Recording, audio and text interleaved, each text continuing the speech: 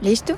Aunque tu acompañante sea un poco raro, aunque debata todas las tramas, sea cariñoso o duro de pelar, que veáis venir el final y os lo hagáis entender con una mirada, o encuentre filosofía en todo, discutáis sobre el clima, o veas algo que ella no. También puedes intimar, compartir, o levantarte a bailar si hace falta en alguna secuencia. No te asustes, él siempre está pendiente, aunque no lo parezca. Podéis cenar antes o después de la peli, o divertiros como mejor sepáis. Lo importante es que haya vínculo, conexión, y lleguéis al fondo de la historia. Bueno, ¿qué? ¿Empezamos? Hola a todo el mundo, bienvenidos a otro programa más de Peli para Dos. El calor ya aprieta, estábamos aquí un poco achicharrados, pero haremos lo que podamos, que igual esto lo veis un día de diciembre, pero os aseguro que esto era ya en pleno veranito y está la cosa un poco apretada. ¿Qué tal, Victoria, desde Madrid? Madrid también, vamos, en Extremadura es la leche, pero Madrid también el calorcito. Sí, sí, sí, además está apretando y se nota los cambios de temperatura tan bruscos que hay, así que bueno, adaptándonos. Y además viene muy bien para el tema que tenemos hoy, claro. Sí. No lo había pensado, ¿eh? No es el invierno nuclear, pero sí es lo que pasa antes del invierno nuclear, que es cuando se achicharra todo el mundo. ¿De qué va entonces el tema, Vic? Pues vamos a hablar de las pelis que de alguna forma se han visto, bueno, evidentemente hemos escogido algunas porque si no, no terminaríamos nunca, pero las que están relacionadas con accidentes nucleares, ¿vale? Tenemos algunas que sí que son evidentemente accidentes nucleares, otras que se tantea bastante dentro de la película y otra que es de forma o se ve de fondo, de soslayo y un poco tiene que ver cómo afecta a nuestros personajes, ¿no? Entonces, pues si quieres comenzamos ya directamente porque para que no se nos vaya el tiempo, que la gente se pensará que somos unos pesados, bien visto. Yo empezaría con el monstruo por excelencia, ¿no? Que causa, que todavía sigue en nuestros días, a causa precisamente de ese miedo que había nuclear después de un incidente tan lamentable como el ataque nuclear de Hiroshima y Nagasaki, ¿no? Entonces, empezamos con la película del 54, Godzilla. El subtítulo que se le dio aquí fue Japón bajo el terror del monstruo. Bueno, pues sabemos que Godzilla es una mezcla de gorila y Kujira, que es ballena, que es como la apariencia así rara que tenía el monstruo, ¿no? Surge, pues precisamente eso en el 54 a raíz de las bombas del agosto del 45. Y bueno, surgen un montón de figuras destructoras que tienen este aspecto como ligeramente prehistórico, ¿no? Y bueno, que el género incluso se llamó Kaiju Eiga. Bueno, lo siento para... Y salió en cómics, salió en peli y salió en un montón Sí, lo de gorila que comentas al principio también tiene relación directa con la influencia principal que puede ser King Kong, ¿no? En los años 30 que marca a toda una generación, incluso a gente que haría de las películas de monstruos su vida, como Ray Harryhausen, ¿no? Y Godzilla, pues un descendiente que, bueno, es curioso, ¿no? Como el tiempo los ha llevado a enfrentarse un montón de veces a los dos, a tortas. Sí, además es súper curioso porque Godzilla desde el momento de sus inicios, de sus primeras películas, ya lo enfrentan a un montón de monstruos, ¿no? Que todos están como relacionados también, que son un alter ego de algo, ¿no? Entonces, esta película, por ejemplo, la del 54 que digo, fue dirigida por el asistente de Kurosawa, o sea, sabía lo que estaba haciendo Ishiro Honda, y era también especialista de cine de terror. Además, se grabó en 51 días y este monstruo salía a causa de la mutación, ¿no? Por la radiación, evidentemente en un contexto totalmente antibelicista, o sea, el mensaje está claro de la peli. Y la cosa es que fue, claro, el propio Estados Unidos, como no podía ser de otra forma, el que se hizo con los derechos casi, casi al momento, ¿no? No creo que tuviera que ver con la redención, sino más bien por engrosar la caja, ¿no? Que es lo que siempre hace Estados Unidos con su cine. Pero las películas, o sea, estas fueron en el 54, se empezaron a hacer un montón, en el 55, en el 56, en el 63. Aquí empieza con King Kong, ¿no? Y en Estados Unidos la primera serie animada se hizo en el 78 y la primera película como tal en el 85. O sea, bueno, Japón evidentemente siguió haciendo y de hecho hace no mucho hay una peli que es muy guay sobre esta de Bueno, la... se llevó el premio a los efectos especiales con 4 duros que se habían gastado y fue un espectáculo no ver allí a aquella gente tan feliz diciendo lo hemos conseguido, ¿no? Enfrentándose a las típicas películas petadísimas de VFX, ¿no? Y esta gente consiguió un efecto tremendo.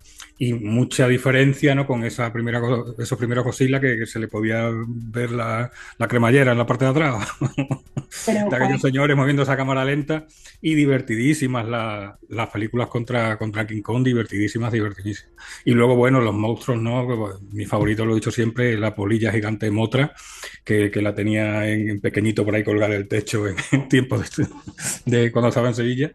Así que me ha encantado siempre, vamos. Y el mensaje político, antibelicista y tal estaba muy clarísimo en el guión de la primera. Se nombraba directamente. No había que imaginar nada porque te lo decía. Y era por ese subconsciente colectivo de ese terror a lo que les habían hecho, ¿no? Que eso se quedó ahí totalmente enquistado, ¿no? Y lo podemos ver décadas después también en películas como, vamos, Akira, ¿no? El comienzo de Akira es la devastación de Tokio por una detonación nuclear, ¿no? Eso se ha quedado para los restos en la sociedad japonesa. sí, pasamos al 59, una película llamada La Hora Final, que también es bastante conocida, que, bueno, pues un holocausto nuclear se ha llevado por delante prácticamente a todos los seres humanos, menos un grupo de personas que son nuestros protagonistas, ¿no? Que están en Australia.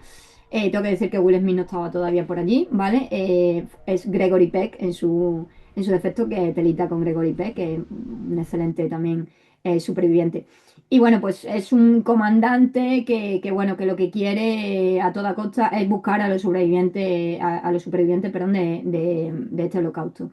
Entonces, pues eso, mientras tanto, en el proceso hay una nube radiactiva que va destruyendo poco a poco y también pues metáfora, ¿no? De la vida en sí, ¿no? No sé si esa la has podido ver, la de la hora final.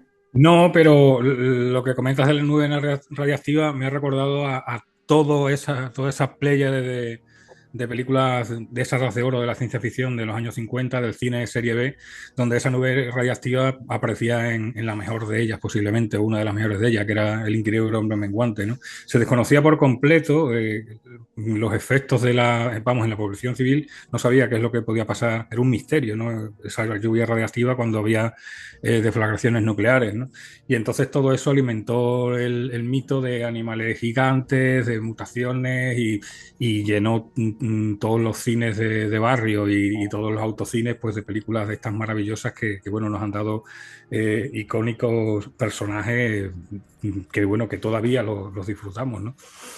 Hombre, es que eso, en los años 50 hay películas sobre ¿te acuerdas la que, no me acuerdo si fue en La Familia Palomitera, de la que hablamos también, de La Máquina del Tiempo, de Wells?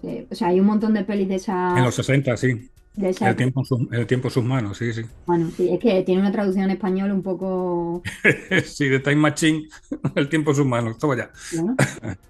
Vale, nos pasamos, por ejemplo, que yo esto no lo sabía, que Sidney Lumet en el 64 hizo una llamada Punto Límite, que creo recordar que tiene incluso una segunda parte, que bueno, pues lo que pasa que esta guerra nuclear sí que coincide mucho con la Guerra Fría, ¿no? Que es lo que de las que hay muchísimas películas posibles, ¿no? Bueno, pues en este caso hay un senador que viene a un sitio estratégico de Omaha, que bueno, que hace que haya ahí una alarma, algo que obliga a precisamente a los americanos pues dirigirse hacia la parte soviética. Bueno, Sidney Lumet sabéis que no hace comedias, entonces, bueno, pues ya sabéis lo que os vais a encontrar cuando os topéis con esta. Lo mismo, no sé si la has visto, No, la conozco, pero no la he visto. tiene buena pinta. Yo es que la he descubierto a raíz Mm. de esto. Una que sí que hemos visto y muchas veces es La Jetée del 62 de Chris Marker. Oh. Sí, es que existe, ¿no? Chris Marker, con toda la nebulosa, nunca mejor dicho, que hay tras él, pues, ¿de qué habla en la YT? De muchas cosas, en verdad, ¿no? Pero bueno, hay una en concreto, ¿no? Que es como el hilo argumental, que es, bueno, ha habido una guerra nuclear, que es como este indicio que nos sirve mucho a los escritores para ahí volar nuestra imaginación. Y bueno, hay un apocalipsis, el mundo ha quedado destruido, devastado. Y entonces hay un grupo de científicos que llega a la conclusión de que la única forma de salvar a la humanidad es viajar en el tiempo. Sí, sí, ¿Cómo no se me había ocurrido? claro, es increíble y realmente quien se va, bueno, cualquiera que le guste mínimamente el cine y ahonde un poquito más, conoce la YT, que después tuvimos la película de 12 monos, ¿no? Con Bruce Willis y Brad Pitt, pero sí que es cierto que no es una película normal, vamos a decirlo así. Claro, la película está hecha con fotografías en blanco y negro y solo hay un segundo, 2 frames ahí de movimiento al final del mediometraje, cortometraje, porque no duraba mucho, no recuerdo exactamente cuánto, pero era muy cortita. Creo que 40 minutos, creo Mm. recordar. Y es una delicia, es muy potente a nivel de narración, a nivel de fotografías en general, en este caso. Y bueno, es que está detrás el gran Chris Marker, ¿no? Que es un tío que solo ha hecho cosas interesantes. Y aquí pues tenía que dar también su do de pecho en la forma de expresar una historia que, como dice Victoria, luego llegó a los cines comerciales y tuvo cierto punch para ser una película de Terry Gilliam y para ser una película tan extraña, ¿no? Hubo campañas incluso publicitarias en las que se facilitaban para poner los grafitis estos de los monos con el 12 y tal en callejones y Ah, me cosas así, ¿no? encanta. Que podías ver en la película. Sí, sí. Tuvo su punch. Me encanta que tengan ese eco las películas, Mm. que sean eventos sociales, ¿no? Y bueno, no he dicho que mandan a un prisionero, porque claro, este es el punto como clave. Y sí que es cierto que lo que decimos como narrativamente es muy diferente, muy original, apele un poco a la memoria, que al final es de lo que va todo esto, a ver si nos acordamos de las cosas que hacemos mal para no volver a caer en, porque esto retrata la Tercera Guerra Mundial, ¿no? Que no es, que todavía no ha tenido lugar. Desgraciadamente utilizamos el todavía. Bueno, eso, también está la de 12 monos, que también es súper interesante. Para mí, uno de los mejores papeles de este hombre de Brad Pitt, si no el mejor, porque es que me parece que es increíble cómo hace de loco, la verdad. Pero bueno, seguimos del 62 al 64. Una película que también tuvo una traducción muy guay, de Kubrick. Y bueno, lo que hablamos de la Guerra Fría, ¿no? El Teléfono Doctor Strangelove. Strange Love, pero bueno, teléfono rojo, ¿no? En español, ¿no? Volamos hacia Moscú. Bueno, por lo que sea, estaban con el B1 los que tradujeron y bueno, teléfono rojo, volamos hacia Moscú, ¿vale? Pues, bueno, pues es antibelicista también, pero es como para mi gusto es como una sátira, ¿no? Que marca muy bien y define muy bien. Sí, para mí yo creo que es la más acertada porque es que es súper mordaz y sobre el acoso y el peligro atómico que desgraciadamente nos acecha todo el tiempo, ¿no? Bueno, pues esto va de que hay un general que está convencido, ¿no? De que los comunistas están contaminando Estados Unidos y bueno, pues hace un ataque aéreo nuclear. Sorpresa contra la Unión Soviética, bueno, intentan impedirlos algunos, otro tal, no sé qué, ¿no? Y Claro, la película está guay porque transmite un poco la locura de aquellos años bueno, los 50, los 60, llegó hasta los 80, aquella locura de la Guerra Fría, ¿no? Pero ese anticomunismo galopante que había en Estados Unidos que los destrozó por dentro con la caja de brujas en los años 40 y demás, se llevó un poco al paroxismo, ¿no? Con ese Peter Sellers haciendo varios papeles y con otra imagen para la historia, ¿no? De un cowboy cabalgando una bomba atómica en plena caída, ¿no? Como si fuera aquello un rodeo, ¿no? Entonces, una película icónica bueno, es divertida, pero también aterradora, poco que te paras a pensar. sí, la verdad es En que manos de quién estamos. La verdad es que curioso cuanto menos. ¿Te imaginas así un loco así que llegara a la Casa Blanca? Es que no, o sea, no hay, o sea, y además es un perfil de personaje que se utiliza mucho, ¿no? De mientras la élite está valorando si sí, si no, vamos, el otro día vi Misión Imposible y de hecho había uno que era así, ¿no? Que, que mientras la élite está valorando, él dice, no, no, yo tengo que salvar, ¿no? Y claro, aquí se ve como el presidente trata de comunicarse con Moscú que no somos nosotros, ¿no? Que es un gilipollas que estamos intentando mientras tanto, ¿no? Pero es lo que tú dices, es lo superficial, lo irracional, lo ilógico, ¿no? Cómo detienes ese miedo irracional que por otra parte nos están tratando todo el tiempo como de inculcar, ¿no? Hoy ha habido una... Claro, La mochila de la supervivencia, pues no, y es como, joder, me cago en un día y que no terminamos, ¿no? Bueno, nos vamos a el 77, aunque hay una versión del 77 que es muy guay, y hay otra versión que también está bien, del 2006, Las colinas tienen ojos, ¿no? Esta no vamos a hablar muchísimo porque ya hablaremos más adelante de ella, pero aquí se ve clarísimo, y por eso la quería nombrar, las repercusiones humanas que pueden llegar a tener los ataques nucleares o las pruebas nucleares en fin, este tipo de, ¿no? Que siempre se valora, ¿no? De, bueno, va a morir un número muy reducido de personas, pero a cambio se va a salvar, bueno, ¿no? Que esto, pues eso, se valora también en Misión Imposible, que justo acabo de verla. sí, bueno, es lo devastador también en el ADN y en los genes, pues este tipo de experimentos, ¿no? Bueno, hay ejemplos de películas de Hollywood rodada con John Wayne en mitad del desierto, cerca de una zona donde se habían hecho pruebas nucleares y allí murió todo Kiki en los años siguientes por cánceres, por un montón de historias porque a veces habían la arena, la tierra estaba impregnada de radiactividad por esas pruebas nucleares. Y como había caballos, batallas de caballos, el polvo subía, pues todo el mundo estaba respirando eso, ¿no? Entonces eso te afecta como persona porque te mata lentamente, pero también afecta a lo mejor a los hijos que tengas, que es un poco el caso de Las colinas tienen ojos, ¿no? Que cómo se crean esas extrañas familias eh, retorcidas por la radiación, ¿no? Y aisladas totalmente del mundo, ¿no? Que se crean sus propios códigos morales y sus propias leyes, ¿no?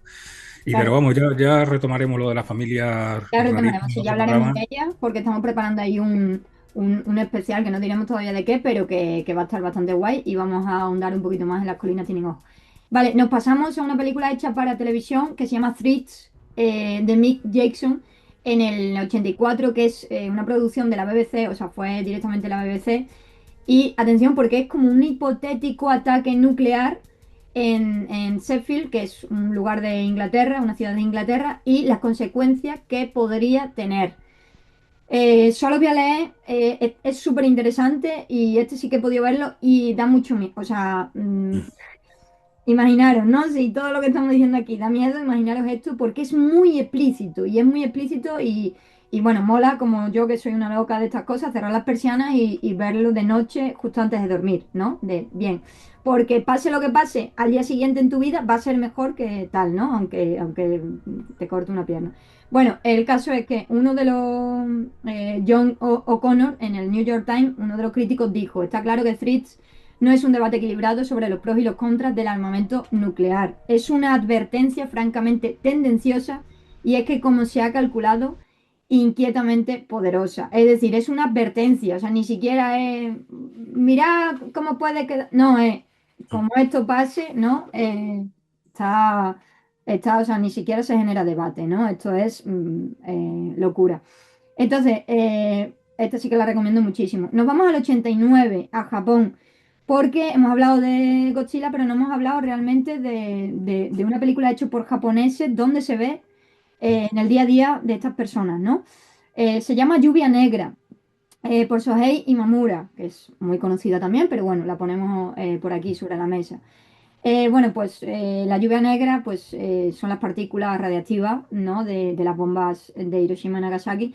Y bueno, está basado en una novela y bueno, sobre precisamente la devastación que tuvo lugar a consecuencia de esto, de esta explosión. Y bueno, se centra sobre todo en Yasuko, que es una joven que se vio sorprendida por esta lluvia y que cayó pues, en su ciudad. Entonces, esas consecuencias que tienen relacionadas con la radiación, pues en este caso, o sea, las consecuencias que tienen en ella es cómo valora su entorno y cómo la juzga precisamente por eso. Si eso puede generarle una enfermedad a largo plazo, si podrá tener hijos. Justo lo que estábamos hablando antes, ¿no? Es una reflexión que es muy interesante para quien no la haya visto. Claro, ahí enganchamos directamente con la tumba de las luciérnagas, bueno, que ves como esos dos hermanitos, pues, de hecho, que el comienzo ya con ese chaval totalmente destruido en una estación, ¿no? Que lo tocan ahí con un palo a ver si está muerto o no. y ese flashback de él con su hermana, de cómo van cayendo en lo más absolutamente inimaginable por los efectos de la radiación, ¿no? Y creo que es una de esas películas para ver una vez en la vida, dos a lo sumo, porque es que terminas destrozado, ¿no? Con Pero es dos que ya yo te creo estás que, pasando una y media. No, es muy buena, pero es que te deja... claro, mentalmente. Pero es que yo creo que nos hemos saltado una de los 80 que es el día después, que es del 80, será del 83, Es del 84. 83, pero es justo de la que quiero hablar largo y tendido. Y la he dejado para la última por eso. Ah, vale, vale, Mm. vale. Digo, aquí ha pasado algo. Entonces rescato, porque además enlaza directamente con la tumba de las luciérnagas, con cuando el viento sopla. Cuando... El viento sopla está basada en un cómic, en una especie de novela gráfica muy bien dibujada, con un dibujo muy, muy particular. Se hizo una película con música de Roger Waters, de Bowie y tal, y te habla de pues, eso, en la campiña inglesa, de un par de viejecitos como viven ahí tranquilamente, su vejez, y empiezan a llegarle ecos de que hay una guerra que se les viene encima y ellos temen porque ellos sobrevivieron a la Segunda Guerra Mundial. Dice, no serán tan locos como para arrastrarnos otra vez a lo mismo después de lo que hemos pasado. Dice, no, no, esto lo arreglarán. Él es siempre el positivo y ella siempre la que se preocupa. ¿Qué pasa? Que la guerra llega, las bombas caen y también la radiación. Ellos no la ven, no la huelen, pero sí van viendo poco a poco los estragos, cómo se van pudriendo uno delante del otro, cómo en el peor de los momentos siempre él intenta ser positivo y ella pues se da cuenta de que se está muriendo allí en directo. Es otra película, esta la vi en el cine y madre del amor hermoso, no sabía dónde esconderme. Es tremenda, muy bonita, preciosa, pero absolutamente devastadora.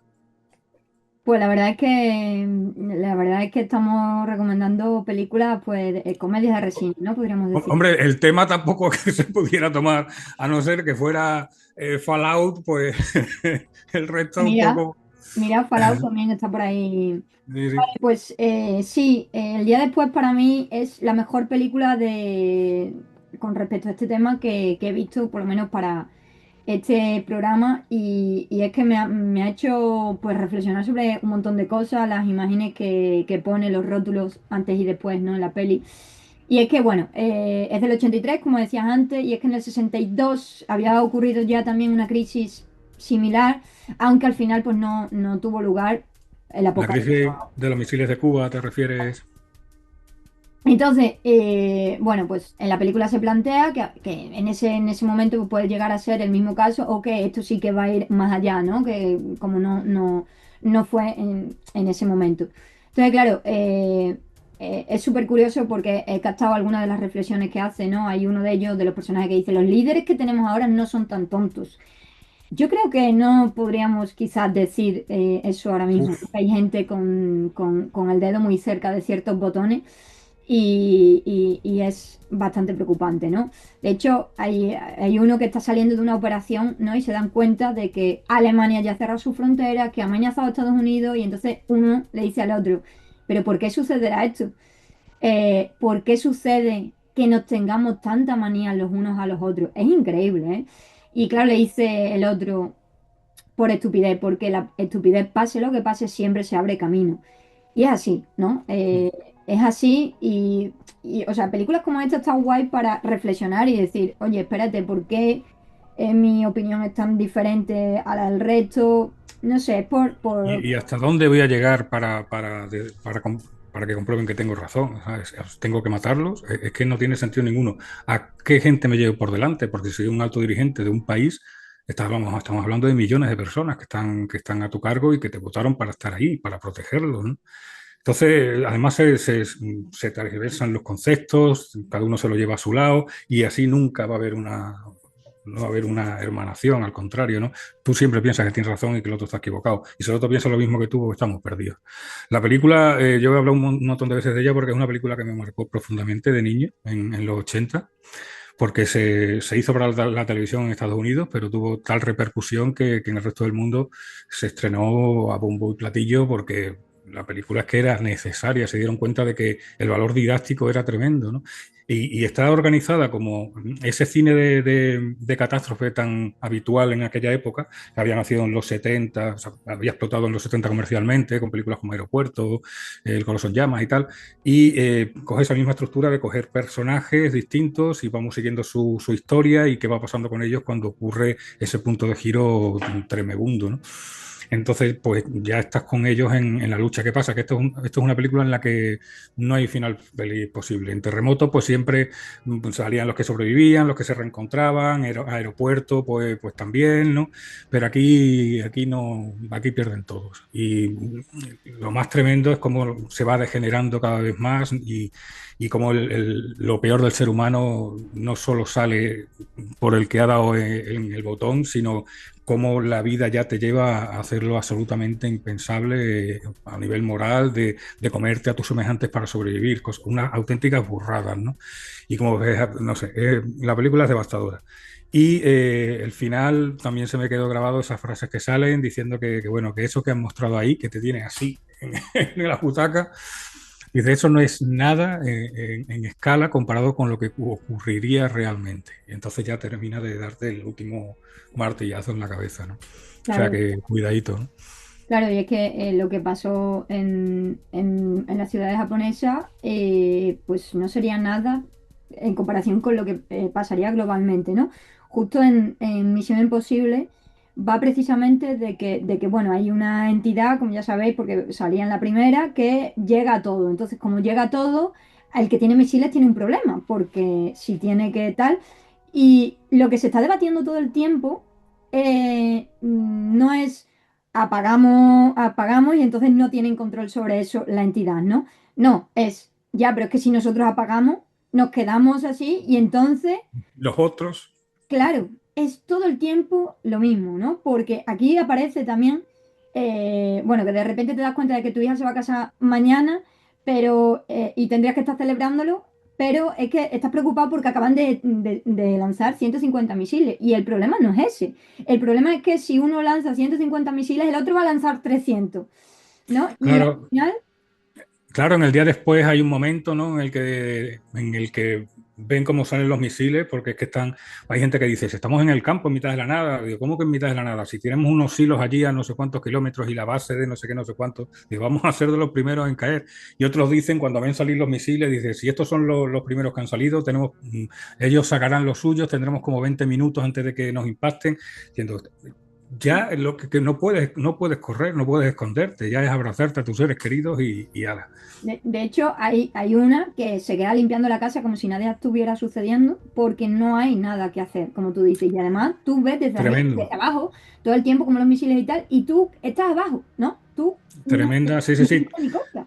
Tremenda ese momento en el que su marido la coge y ella se niega a romper lo que era su realidad hasta ese momento y la arrastra gritando de esas sábanas que quería hacer la cama, ¿no? Era un poco también en cuando el viento sopla, hay momentos como ese, ¿no? Como ella pues hace todo lo típico, intentan llevar la normalidad, pero esa normalidad está absolutamente rota. Sí, y de hecho, bueno, claro, muchas veces decimos que nos pasó con el apagón que tuvimos el otro día, bueno, si la electrónica se paraliza, pues estamos inmóviles. No, yo a mí lo primero que se me vino a la cabeza, y mira que no tengo a nadie afortunadamente cercano, es que no es que se me quede el móvil sin internet, es que hay gente dependiendo de que le bombee precisamente una máquina, ¿no? Entonces, la crisis electrónica no va solo por el móvil y por ver Mm. series y por estar con velas, sino hay otra gente que va mucho más allá. Y justo cuando llega ese momento del que estamos hablando, es absolutamente desgarrador y Sí, se perciben imágenes que literalmente se tragan a las personas. sí, yo me acabo de acordar cuando has dicho lo del apagón. Yo tengo últimamente problemas para salir de casa y tal por un accidente y todo el rollo, ¿no? El caso es que cuando fue el apagón, mientras yo tenía conexión con los demás, pues no hay problema, Pero ¿qué pasa? Empezaban a llegar bulos, ¿no? Lo que era también la desinformación, ¿no? Ahí está. Algunas cosas eran ciertas, como que el apagón había llegado a Portugal, había llegado en Francia también y tal. Digo, ¿qué es lo que está pasando? Además, en la situación en la que estamos, con el loco Calvo, el loco Cheto, el otro, el de más allá. Y Cheto. claro, empiezan a llegar noticias de que Bélgica, Alemania, eso ya eran bulos, pero yo en ese momento no lo sabía y de repente ¡pap! Se me va Internet y la comunicación. Entonces yo lo primero que se me vino a la cabeza fue precisamente el día después, porque el día después lo primero que hacían era paralizar al enemigo con una descarga electromagnética, es cuando se hace explotar un misil a baja altura, que lo que hace es parar absolutamente todo, las comunicaciones, también los coches, funden las baterías, los relojes y demás. Y yo dije, ay madre, porque además la gente normal pues, podía salir a la calle, tomarse una cerveza, charlar, ¿cómo te va? No, yo aquí encerrado en mi casa digo, no me lo puedo creer que esté pasando. Y pensé en el día después, digo, demasiadas películas. Luego, ¿no? No, En pero ese es que, momento, o sea, quiero decir, y es que, como bien dice, el día después, pues va de eso, de que un día después, claro, ya no es preocuparte por haber sobrevivido, es preocuparte por ahora viene reconstruir. lo peor. Y de hecho hay un momento, ¿no? 5 días después, en el que sale el presidente a dar un discurso diciendo, oye, que comenzaremos con la reconstrucción lo antes posible, no sé qué, pero jamás hace mención a lo que ha pasado, ¿no? A lo que ha hecho que la vida de tantísima gente se viniera abajo cuando no sucumbiera, pereciera, ¿no? O sea, y el mensaje final deja claro ese esfuerzo que se ha hecho para llevar esta película a cabo. No ha tenido mayor pretensión que la de concienciar, ¿no? Con los rótulos esos que tú dices para el final, porque precisamente el cine, lo que hablamos aquí muchísimas veces, tiene esa fuerza, esa potencia. Pero el cine solo es un germen. Si tú te quedas mirando y sentado lo que viene después de la película, ese es el problema, ¿no? Y una de las frases que tiene que ver, ya termino con esta peli, que es el fin del mundo no llega de golpe. Y esto es lo realmente impactante, que pueda estar pasando delante de tus ojos y tú no seas capaz, ¿no? de verlo. Claro, es demoledor. El otro día escuchaba de las miles de barbaridades que están llegando desde allí. Una conexión directa con un tío que trabaja de traductor en Gaza y tal. Dice, dormimos toda la familia, que era mujer, varios hijos, dice, dormimos todos en una misma habitación. Porque si cae un misil, queremos morir todos a la vez, porque sería insoportable sobrevivir sabiendo que el resto de tu familia ha muerto. O sea, demencial. Nosotros rozamos un poquito, yo rozo un poquito esa incertidumbre con el tema del apagón en el sentido de decir, hostia, que estamos vendidos, no nos damos cuenta de lo que tenemos hasta que de repente desaparece, ¿no? Las comunicaciones, el poder hablar con los demás, el poder de movilizar, y bueno, ¿y qué pasa ahora? ¿Sabes? La comida en los frigoríficos, no hay electricidad, luego cómo se consigue comida. Entonces, eso que está viviendo ahora mismo gente todos los días, las 24 horas, no sabemos, no somos capaces de. Hay una especie de velo, que hay gente que se niega a verlo, ¿no?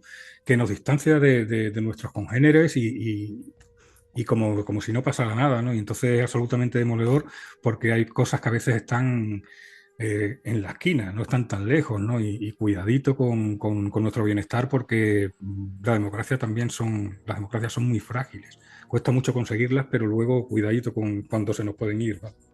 Sí, bueno, y acusar a la democracia de cosas que pasan mientras tanto también es otra de las cosas que nos pasan muchas veces y que no sabemos discernir muy bien. Yo he estado recientemente, ya he terminado porque quería hablar de otra, pero yo creo que no.